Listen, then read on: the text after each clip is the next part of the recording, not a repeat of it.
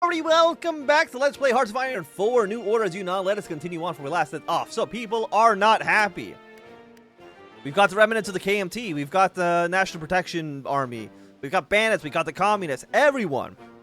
And every single corner of Yunnan does not like Lu Han. They all think that he is dumb and is stinky. Which is very rude. He only slightly smells. He's not stinky. It's a little smelly. It's different, okay? A little different. But so far, I think we're doing fairly okay. Now I don't know if we want one of these bars to fill up. I mean, they're powerful, middling, weak, and powerful. Stability minus 23%. Training time goes up. Construction speed, production efficiency cap, UR, GDP growth, 17% factory output. I mean, it's a lot, for sure. But it's not like those really matter too much right now, okay? Because, like, no matter what, we'll all be here at the end of the day. We're going to show no mercy to the bandits. Police force will be even more efficient in hunting down the bandits. We'd love to see it. And what do you do? 2.7, 1.7, 2, and 1.1. And I don't know if there's a way for us to change this now. Reduce bandit power by 10. Reduce CCP power by 5. Reduce NAR power by 5. So again, we want to try to get all of these done. Peace in our time. The two brothers will gain 3 infantry divisions eventually. And then after that, we have we're not enemies. We should not succumb to petty squabbles between brethren. Chinese people shall no longer suffer to fight another Chinese people. Or we evict He Ying Quin. Which I'm not too sure which of these we want to do. Because I don't even know who that is yet. I'm assuming at some point we're going to get more, information about them. But as of right now, it's a complete unknown. And I'll be honest, I don't think there's anything we really care about too much outside of our borders. Like, obviously we want Japan to lose. We want them to lose in the Philippines. We want them to lose in Malaysia. We want them to lose in wherever, because it's going to weaken them. Maybe it'll lead to some sort of government collapse and the whole sphere will collapse. I don't even know if that's actually possible, but that's at least the idea right now, right? We want Japan to falter. So, I don't think there's anything we can't contribute to that. Like, obviously, we can't send volunteers to go fight for American-backed or even German-backed proxies, unfortunately. But we definitely will not send anybody to help Japanese-backed proxies. We put that. We can that for sure. The Zealot flourishes. Just as with many others born in the midst of China's century of humiliation, Jang Zimin had a strange background. Born in 1926, he was originally an undergraduate in the National Central University of Nanjing. When the war ended and the ceasefire was signed, Jang graduated with a bachelor's degree. Looking around, he noticed that Lu Han had allowed a continuation of the NSAU, formed by universities that had retreated from the mainland. So, Jang moved to Yunnan to pursue his academic dreams instead of staying under the sights of the Japanese and the Hanjin scum that he had long despised. His old friend, Wang Jiayu, who had given Jang the idea in the first place, followed him to Kunming. The NSAU, appreciating Jang's competence and talent, jumped at the chance to have him work for them. Eventually, he got a doctorate, which he then used to become a professor of electrical engineering at the university. But as he continued his engineering work, he increasingly advocated for the claims and opinions of the NPA in Yunnan, as well as for those of the student dissents in Nanjing. Can you imagine, nowadays, if you graduate with a PhD, the university would just instantly give you a job as a professor? Could you imagine? If the university was just like, you know what? You just graduated. Hire this man as a professor. Would never happen. One day, after completing his lectures, Jang was on his way back to his home. His ruminations were interrupted by some police who recognized Jang as a political dissident and attempted to stop him. This was, in fact, just an attempt to exhort the well-dressed Jang to make a voluntary contribution to their poor salaries. Jang began to rebuke them in fluent Japanese. The responsible police officers were left with no choice but to apologize, not stupidly, and run away. Rather, this was a regular part of Jang's routine. Watching the officers run away, he thought that as much as he had hated to pick up Japanese, it served him damn well so far. Returning home, Jang began his nightly work, writing notes and reports to his comrades and organizing names that needed strong attention. After that, he set about writing a letter about Yunnan's situation and his experience so far to a friend of his in Nanjing. Competence and mystery. Okay, what else do we want to do? War in the desert. Not our big deal. Che Guevara has been released from prison. Okay, let us focus more on the CCP. Insurgencies are still increasing. I mean, by this point, the communists are not a threat at all. We've now completed the treaty with you. I mean, I guess we might as well go for the communists next anyways, because again, we do want to... We want to get him out of here. What's the Red Sun? So the Red Sun is the NPA, which is the nationalists within the government, within the military, within the upper administration. So they're the nationalists within the government. The blue is a nationalist outside of the government. So, you know, NRA 24th Army, NRA 40th Army. They're the ones who are kind of outside of the government. I think the NPA takes over no matter what. I mean, at least seems like what happens.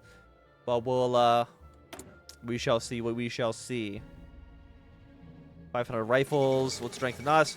Burgundy has a nuclear bomb. I mean, that sounds bad. I mean, it is bad for like the world as a whole, but not so much for little old Yunnan. We probably don't even know what Burgundy is. You know, if some of the presidents still thought that I can't even remember his name right now. Oh my! It just said it last time. But they still think China has an emperor. But I mean, it kind of does by proxy, I guess, at this point. But you know what I mean. The festivities begin. Both cousins watched a pyre burn from afar. The golden light brought out the features of their faces in sharp reliefs of the almost pitch blackness from behind. Darkness, which normally would have concealed several careful ears, listened patiently for whatever they would say. But today, those ears would not be hiding anywhere. They would be dancing with everybody else around the fire. The Torch Festival was the most sacred occasion of the year to the Yi people.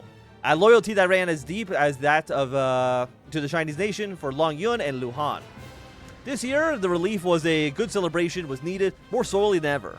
And so, the full resources of the state were devoted to the festival, more stunning and lavish than any that had ever been held in Yunnan. It was also a good excuse to send the remotest parts of the country to government functionaries that were really just the Nanjing regime's eyes and ears, and escape the Xiaotong, where the loyalty of the local people was guaranteed. This was their homeland and hometown, and no bigwig from any other part of the world would be honored over the local heroes who had earned such distinction in the war, regardless of what some had done afar after. Finally, the moment came.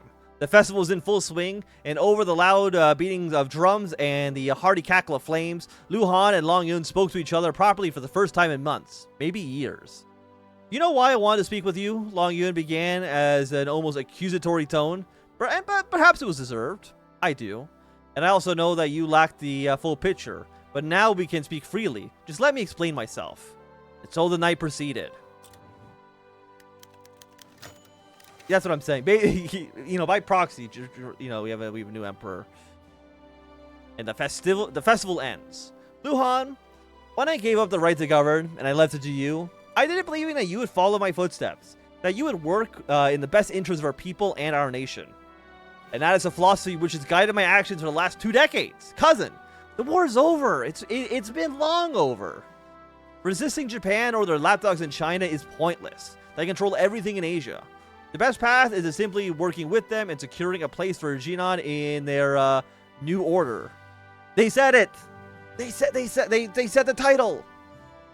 Longyun listened patiently. People in difficult situations often have to convince themselves of their enemy's propaganda in order to survive, in order to make sense of the world. Luhan would realize that soon. And has walking in Tokyo's shadow served us so? This morning I decided to visit a shop in the outskirts of Kunming, not where we usually go as government servants. The owner was a woman missing a hand that was wrapped up in a foul, stinking bandage covered in blood. She was practically on death's door, yet still had to work to afford what little rice she could. Her husband had died some weeks ago in a mine, the Boshan No. 5 zinc mine, the inauguration of which we both attended. and all she got was a letter commending his sacrifice for the company. This is the nation that you've built, Lu Han. Is this really what you wanted? At this, all Lu Han could do was sputter. Nonsense, he called it. Cherry picking. But the words had hit him deep, and in his heart of hearts, he could not help but agree. Nothing showed to Long Yun, however, and his hopelessness of getting Lu Han to understand soon began to wither. He tried one last time to convince him. I know you are regarded by these people as a king, cousin, but I am the leader here, and you seem to be trying to influence me in some other direction. I know what I'm doing. There was no use. Bitterness gripped his heart as the king realized that there was no other option. As Lu Han blabbered on about some other inane thing, Long Yun stared deep into the pyre as it roared away. Before my life leaves my body, I, alone, will free Yunnan from her shackles, one way or another. I have a strong feeling we are not completing this tree. I cannot imagine so. Like, unless this has spoilers, which I mean, it might. You know, if it says, oh, the government collapsed here, but I don't think it does. Okay, Red Menace, the horror partisans, a trip past Hanoi. Lee pushed another branch out of his way and made another glance behind him. Somehow, nobody in his trio had gotten lost so far, at least assuming his guide hadn't slipped up, which wouldn't be all that hard to believe considering that he was supposed to be going straight for the Vietnamese headquarters. Though, had been walking through the jungle for roughly an hour by now, it had not been for the constant reassurances from the guide, who hardly spoke a lick of Chinese. Lee would have completely fallen to despair. Though with every step deeper and deeper into the Vietnamese jungle, Lee's faith faded further. Stopping in the middle of a small clearing of bush, the guide, whose name had slipped Lee's mind, had begun tapping away at the ground with his foot. Looking around himself, Lee felt like this was it. Lu Han had found a way to get his hands around Vietnam, and Lee's life was about to be snuffed out in an ambush in who knows where. Vietnam. It was then that the ground had flung open, and a hole had opened up on the jungle floor. At first, Lee stood in absolute astonishment, as the rest of his troop had gathered around him and watched on in horror as their guide squeezed into the ground, waving his hands for the trio to enter the hole, before submerging completely. What the fuck? The three looked around one another before Lee took a step forward. Lee? That seems like a fucking horrible idea, no offense. Lee hastily took another step forward, like he was trying to sneak past the brush. I'm not getting anywhere just standing here, Yang. Now, are you coming or not? It was obvious that not even Lee was confident in his decision. Fine, Captain. Take the lead. Okay, get into the hole. Get into the hole, Sinji. Anybody else seen Evangelion? I've seen it once. It was okay. Okay. Anything else? We have a lot of political power. We're back up to 25 manpower. Enforced policing. You know what? Sure. We'll spend the 50 points. There's nothing else we can really spend the points on anyway, so it seems good for now. Like on all of you. Oh, this is a completely different event. The true First Lady. Madame Sun Yat-sen's manor in Nanjing was guarded by 4 soldiers. Not to protect her. No, to keep her in. The collaborators thought her as a threat to the regime, and they would be correct. Had she been free, there was no saying where she would be. Off west, where rumors had abound of old Kunmintang and communist partisans continuing insurgency, or flitting from city to city, spreading the word of liberation and equality, preparing resistance networks for that one glorious day where China, slumbering and choked by the change of the samurai and of collaboration, would free itself. Yes, she was indeed dangerous. But she was also a political potential resource, they thought. Wang Jinwei had perverted the image of the Kuomintangs to the point of beyond recognition. But he still had maintained a facade of tracing his government lineages from her late husband's movement. And as a wife of Dr. Sun Yat-sen, the madam's approval would move mountains to advance the regime's legitimacy.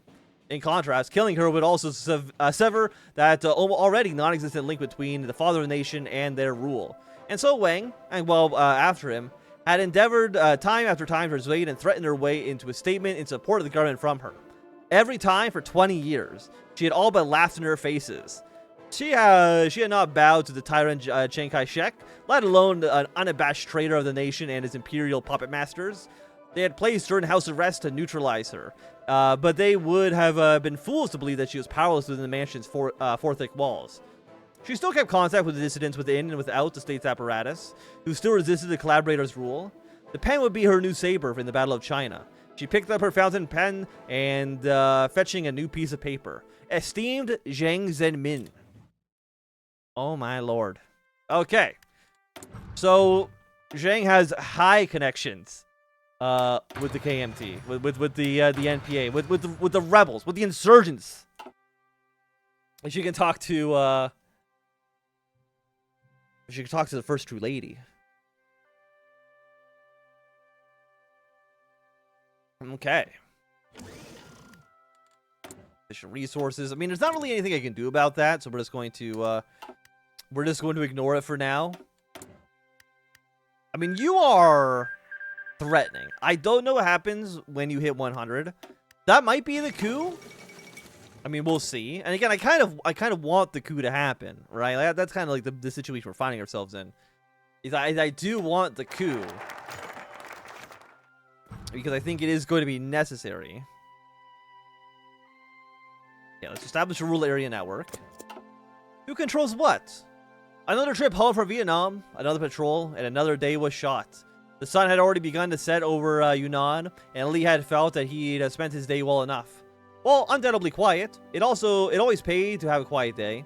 Walking through the dirt intersection of what could technically be called a market, and the beginning of a long path of farms. Lee took a moment to appreciate the humid air of the rice paddies. Walking alongside his pair of comrades, Lee couldn't really do much else but appreciate the boredom. After all, there was little to do beyond keeping an eye out for Yunnan soldiers, and it was always nice to see some people waving at him as he passed by. It wasn't like the CPC was wanting for popularity within the rural regions.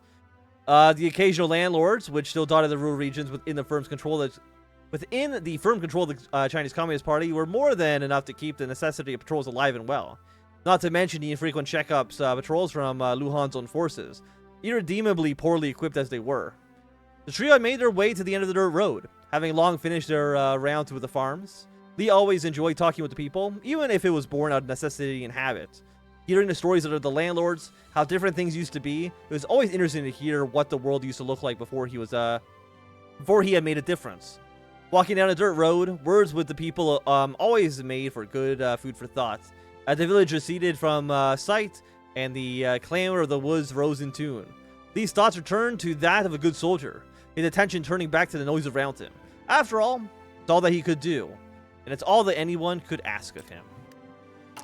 Well, we're going to make sure that Lee has a very, very, very bad day, because we want no communist influence in Yunnan. Okay, none.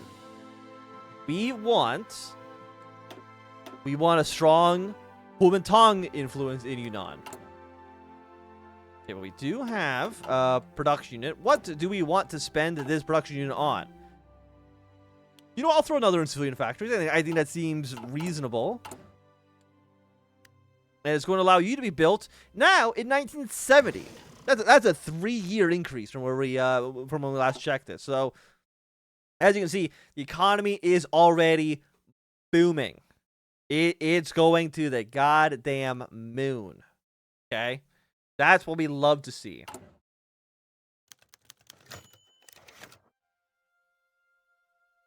Okay. Leaves on the vine. Nature never ran out of things to discover. There's always more to see beyond that of what is human. Zhang Zhulang did not have much reason to doubt this, as complete certainty in one's knowledge of the world was Clear's full errand in this day and age. The trees touched the hilltop, seemingly gently kissing the green hills, as a version of that which they truly were. As beings with stout and strong trunks of bark that could take an axe's swing or four. On the vines and their adorning leaves, he saw the droplets of mildew and the condensation mix and combine and split and race down, dropping off, touching the ground with a sound so slight you could only hear it when you stared at it. Before the drops arrived on a leaf again and began the internal cycle anew. Scratching the window, he had hoped to see nature from seem part of the world itself by now. Perhaps a gentle, integral change in nature's appearance. Perhaps a rift in the world. The house was his world, after all, and his years in it had started to make every imperfection magnify 10,000-fold, until a bend of a needle head could become a crack in his home's foundation. He turned to the letters. The home was not a battlefield. His home, at least, was spared from the marks of war. But a general has no need for a battlefield. Even a battle is optional. What he needs is men. And men there were, written in the addresses of letters, to those who had granted pleading calls, straining with politeness and subtleties, and calls for the end of peace. The secret army, the dissidents, from home waged the beginning of a war. The young marshal, years since the rightful application of such a title, years since the relevance of himself, but only a short time before the resurgence, was building connections for something new. He wondered how successful he would be. He hoped, ambiguously, yet with vigor. And I will say it, at least right now, it's going to be a good time for us to end this episode. So you enjoy with a thumbs up. Not doing a thumbs down. You want to see more, subscribe, and goodbye.